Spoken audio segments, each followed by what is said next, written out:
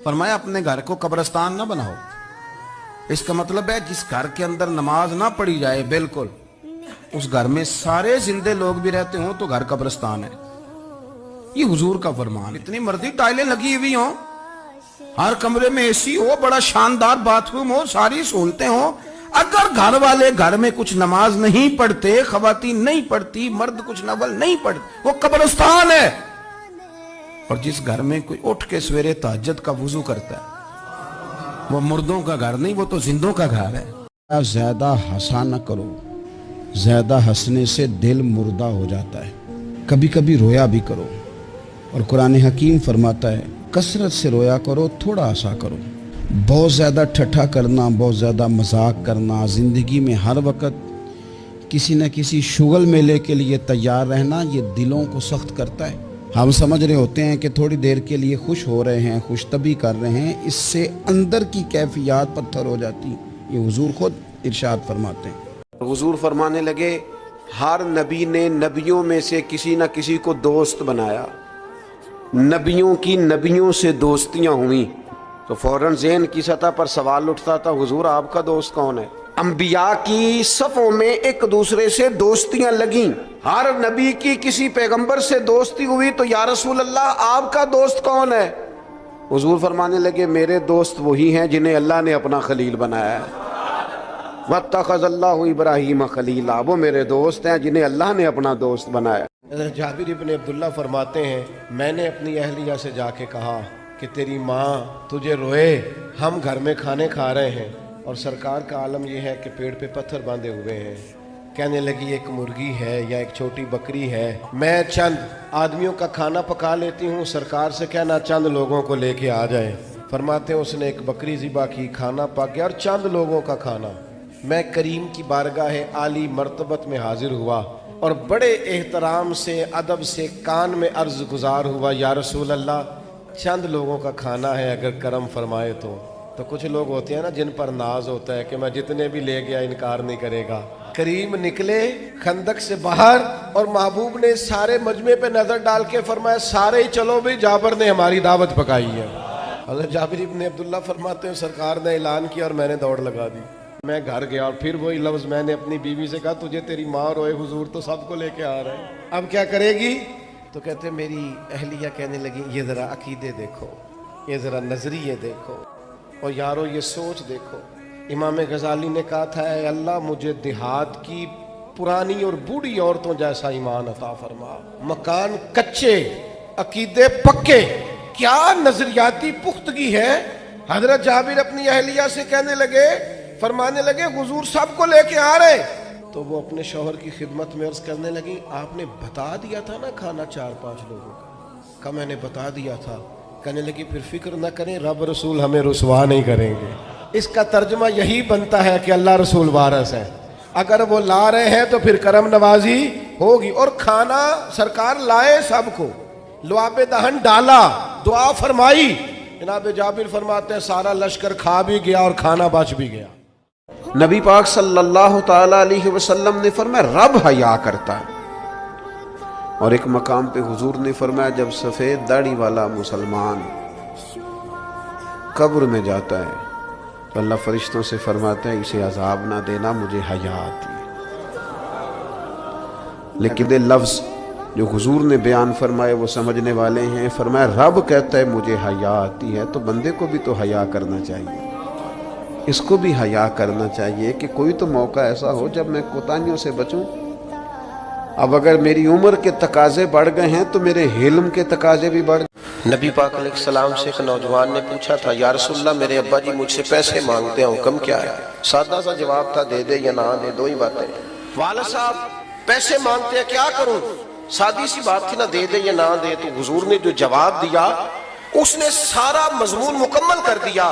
محبوب فرمانے لگے تو بھی اپنے باپ کا ہے، تیرے پیسے بھی تیرے باپ کے، جب ہے ہی اسی کے تو یہ تو نے کیا کہا دوں یا نہ دوں، ہے ہی اسی کے، ہر چیز ہی اسی کی ہے.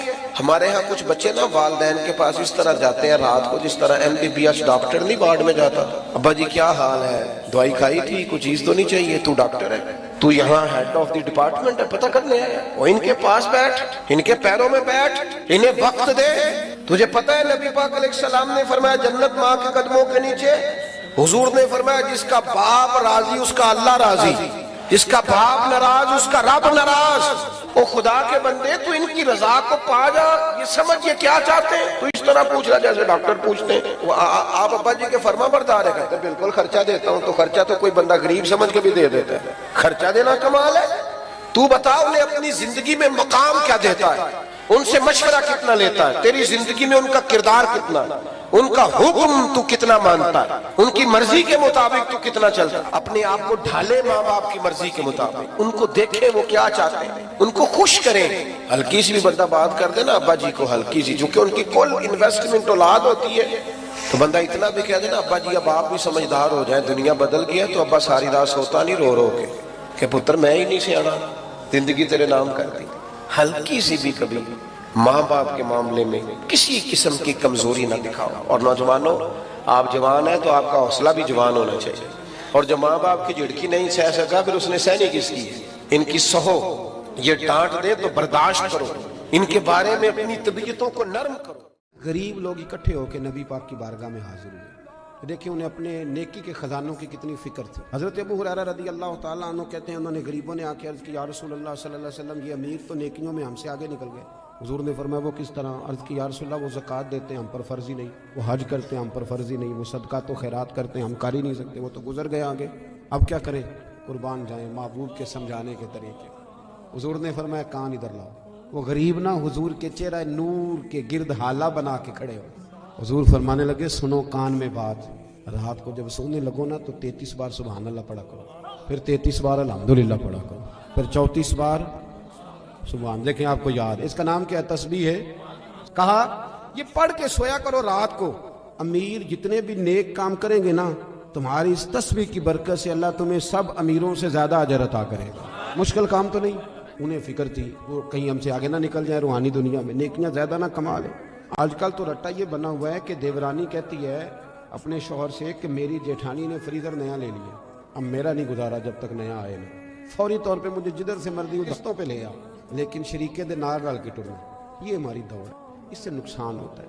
आप ये देखें कि वो जो मेरा पीछे खजाना है नेकियों का, उसमें आजकल क्या है? मेरी जुबान कहीं ऐसा तो नहीं कि बाकी हर जगह चलती है, सिर्फ जिक्र में नहीं चलती। मेरा सर बाकी सारे काम करता है, सिर्फ अल्लाह की बारगाह में सही नहीं। ये गौर करें। हजरत अबू हुरैरा रदी अल्लाह ताला अन्हु फरमाते हैं वजीफा पूछ के गए और फिर वो कुछ दिनों के बाद वापस आए। गए तो बड़े मुस्कुराते गए थे, जैसे खजाना हाथ लग गया। कुछ दिनों के बाद वापस आए तो बड़े परेशान थे। हुजूर ने फरमाया अब क्या हुआ? कहा या रसूलल्लाह बड़ी परेशानी बन गई। अब भाई हुआ क्या? अर्ज करने लगे या रसूलल्लाह वो बात तो अमीरों ने भी सुन ली है। एक सहाबी कहने लगे मेरा पड़ोसी बड़ा अमीर है, रात वो भी तस्बीह पढ़ रहा था अपने सेन में, मैं सुन रहा था। हुजूर अब क्या करना है? हुजूर खुश हुए, मुस्कुराए, फरमाया अब क्या करना है? ये फिर अल्लाह का फजल है, वो जिसको चाहे अता कर देता है। नबी पाक अलैहिस्सलाम के पास शख्स आया, हजरत अनस बिन मालिक रदी अल्लाह ताला अन्हु हदीस के रावी हैं, ये भी बुखारी में मौजूद। हजरत अनस बिन मालिक रदी अल्लाह ताला अन्हु फरमाते एक शख्स आया, उसने हुजूर से आके पूछा क़यामत कब आएगी? तो हुजूर ने फरमाया तेरी तैयारी क्या है क़यामत के लिए, आखिरत के लिए ज़ख़ीरा क्या है तेरे पास? तो उसने अर्ज़ की हुजूर ना ज़्यादा नफली नमाजें, ना ज़्यादा नफली सदक़ात, भी कोई तो तैयारी होगी। उसने कहा या रसूलल्लाह अल्लाह से भी मोहब्बत करता हूँ, अल्लाह के रसूल से भी मोहब्बत करता हूँ। अब हुजूर ने क्या कहा? फ़ौरन फरमाना चाहिए था ना, जिस तरह आज लोगों का ख्याल होता है कि निरी मोहब्बत ना कर साथ अमल भी कर। लेकिन वो चूंकि मोहब्बत में पूरे खालिस थे तो उनको नतीजा मिला महज मोहब्बत पर। या रसूल अल्लाह मैं अल्लाह रसूल से मोहब्बत करता हूँ। तो नबी करीम अलैहिस्सलाम ने फरमाया सुन फिर, जिससे तू मोहब्बत करता है ना, क़यामत के दिन तू उसी के साथ होगा। ये कोई छोटा नतीजा है कि क़यामत में बंदा रसूल पाक के कदमों में बैठा हुआ हो, हुजूर के कदमों में इंसान को जगह मिले, लेकिन मोहब्बत में इखलास हो, मोहब्बत खालिस हो। हजरत अनस बिन मालिक रदी अल्लाह ताला अन्हु फरमाते बात तो वो कर रहा था ना सरकार से, तो आप फरमाते हैं वो तो बात करके नतीजा लेके खुशी खुशी चले गए वो सहाबी।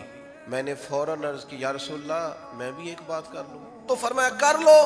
कहते मैंने अर्ज की या रसूलल्लाह मैं अल्लाह से भी मोहब्बत करता हूँ, रसूलुल्लाह से भी करता हूँ, सैयदना सिद्दीक़ अकबर से भी बड़ी करता हूँ, हजरत फारूक आज़म से भी बड़ी करता हूँ। हुजूर मेरे लिए क्या हुक्म है? तो फरमाया बात वही है जो जिससे मोहब्बत करेगा उसी के साथ होगा। गोया इकट्ठे जाएंगे सारे जन्नत में, इकट्ठे रहेंगे, حضرت انس بن مالک اب اپنی طرف سے نتیجہ بیان کرتے ہیں، فرماتے ہیں مجھے 3 موقع پر اتنی خوشی ہوئی، 3 مواقع پر جتنی کبھی نہیں ہوئی تھی۔ ایک اس دن بڑی خوشی ہوئی تھی جس دن حضور مدینہ شریف آئے تھے، اور ایک اس دن بڑی ہوئی جس دن میں نے کلمہ پڑھا تھا، اور ایک اس دن بڑی ہوئی جس دن حضور نے فرمایا جو جس سے محبت کرے گا اسی کے ساتھ اٹھایا جائے گا۔ غریب لوگ اکٹھے ہو کے نبی پاک کی بارگاہ میں حاضر ہوئے، دیکھیں انہیں اپنے نیکی کے خزانوں کی کتنی فکر تھی۔ حضرت ابو ہریرہ رضی اللہ تعالیٰ عنہ کہتے ہیں انہوں نے غریبوں نے آ کے عرض کی یا رسول اللہ صلی اللہ علیہ وسلم یہ امیر تو نیکیوں میں ہم سے آگے نکل گئے۔ حضور نے فرمایا وہ کس طرح؟ عرض کی یا رسول اللہ وہ زکوٰۃ دیتے ہیں ہم پر فرض ہی نہیں، وہ حج کرتے ہیں ہم پر فرض ہی نہیں، وہ صدقات و خیرات کرتے ہیں ہم کر ہی نہیں سکتے، وہ تو گزر گئے آگے، اب کیا کریں؟ قربان جائیں محبوب کے سمجھانے کے طریقے۔ حضور نے فرمایا کان ادھر لاؤ۔ وہ غریب نہ حضور کے چہرہ نور کے گرد حالہ بنا کے کھڑے ہو۔ حضور فرمانے لگے سنو کان میں بات، رات کو جب سونے لگو نا تو 33 بار سبحان اللہ پڑھا کرو، پھر 33 بار الحمدللہ پڑھا کرو، پھر 34 بار سبحان۔ دیکھیں آپ کو یاد ہے اس کا نام کیا تسبیح ہے؟ کہا یہ پڑھ کے سویا کرو رات کو۔ امیر جتنے بھی نیک کام کریں گے نا تمہاری اس تسبیح کی برکت سے اللہ تمہیں سب امیروں سے زیادہ اجر عطا کرے گا۔ مشکل کام تو نہیں، انہیں فکر تھی وہ کہیں ہم سے آگے نہ نکل جائیں روحانی دنیا میں، نیکیاں زیادہ نہ کما لیں۔ آج کل تو رٹا یہ بنا ہوا ہے کہ دیورانی کہتی ہے اپنے شوہر سے کہ میری جیٹھانی نے فریزر نیا لے لیا، اب میرا نہیں گزارا جب تک نیا آئے نا، فوری طور پہ مجھے جدھر سے مرضی دستوں پہ لے آ، لیکن شریکے دے نار ڈال کے ٹرنا، یہ ہماری دور ہے، اس سے نقصان ہوتا ہے۔ آپ یہ دیکھیں کہ وہ جو میرا پیچھے خزانہ ہے نیکیوں کا اس میں آج کل کیا ہے، میری زبان کہیں ایسا تو نہیں کہ باقی ہر جگہ چلتی ہے صرف ذکر میں نہیں چلتی، میرا سر باقی سارے کام کرتا ہے صرف اللہ کی بارگاہ میں صحیح نہیں، یہ غور کریں۔ حضرت ابو ہریرہ رضی اللہ تعالیٰ عنہ فرماتے ہیں وظیفہ پوچھ کے گئے اور پھر وہ کچھ دنوں کے بعد واپس آئے، گئے تو بڑے مسکراتے گئے تھے جیسے خزانہ ہاتھ لگ گیا، کچھ دنوں کے بعد واپس آئے تو بڑے پریشان تھے۔ حضور نے فرمایا اب کیا ہوا؟ کہ یا رسول اللہ بڑی پریشانی بن گئی۔ اب بھائی ہوا کیا؟ عرض کرنے لگے یا رسول اللہ وہ بات تو امیروں نے بھی سن لی ہے۔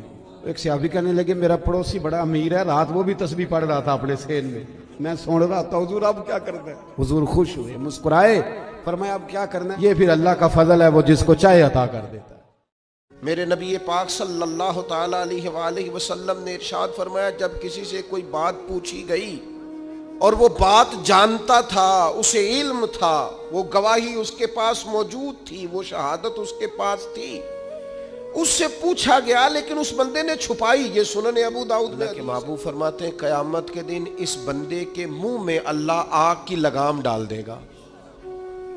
لو اب تیرے منہ میں لگام ڈال دی اور وہ بھی آگ کی، اب نہ بولنا، چونکہ جب حق بولنے کا ٹائم تھا تب تو نہیں بولا، جب تیری ضرورت تھی، جب تیرے کہنے سے مظلوم بچ سکتے تھے، جب تیرے بات کرنے سے ظالم پکڑے جا سکتے، جب تیرے 2 جملے کہنے سے کسی شخص کی زندگی بھر کی جمع پونجی بچ سکتی تھی، تو بولا نہیں، تو آج تو میدان محشر میں آیا ہے۔ اگر تم کسی شخص کو رسوا کرو گے نا تو تم 7 کمروں میں پیچھے بھی بیٹھے ہوئے تو اللہ تمہیں وہاں رسوا کر دے گا، کبھی یہ کام نہ کرے کبھی۔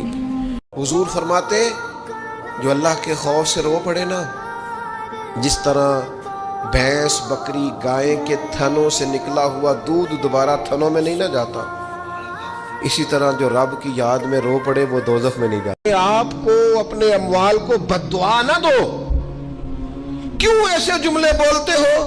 یعنی غصے اور جلال میں بھی جب اپنے بچے کے لیے بات کرو تو پیار والی بات کرو، غصے میں جلال میں جذباتیت میں بھی بہن بھائیوں کے لیے گھر والوں کے لیے اپنے لیے بات کرو